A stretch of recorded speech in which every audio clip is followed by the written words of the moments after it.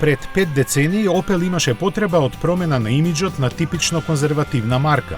За таа цел под кодното име Проект 1450 разви два модела кои суштински беа различни, но имаа многу што заедничко. Прва се појави прекрасната Манта, која настапи на пазарот како елегантно купе со семејни својства. Таа го предводеше патот на Аскона, која се појави неколку месеци подоцна како лимузина со спортски карактеристики. Ја делеа истата механика, промовирајќи ја уште тогаш стратегијата за повеќе различни автомобили да се користи една платформа.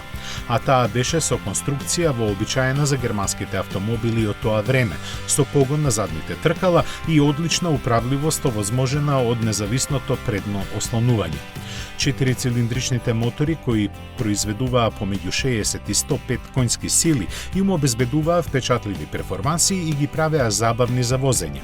Посебно посилните кои освен со 4 степен мануелен можеа да се комбинираат и со 3 степен автоматски менувач.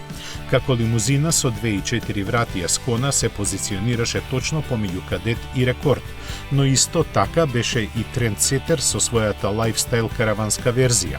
Предизвикувајќи многу воскит кај купувачите, овој модел беше далеку пред своето време.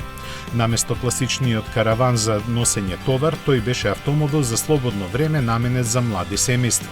Круна на славата сепак беше Манта, која делењето на технологиите со Аскона ја направи достапна на поголем број купувачи. За Opel овој модел беше исчекор во нови пазарни територии, совршено вклопен во постоечката понуда на марката. Атрактивната форма, препознатливите линии и секојдневната практичност беа токму она што растечкиот пазар го бараше. Дополнително, со постојаните механички унапредувања и бројните посебни варијанти, тоа придонесе Opel од првата генерација на Манта за 5 години да продаде половина милион примероци. Истовремено Аскона освои скоро 700.000 купувачи. Има и спортска кариера и во рацете на Валтер Рерл, победуваа и на асфалт и на макадам.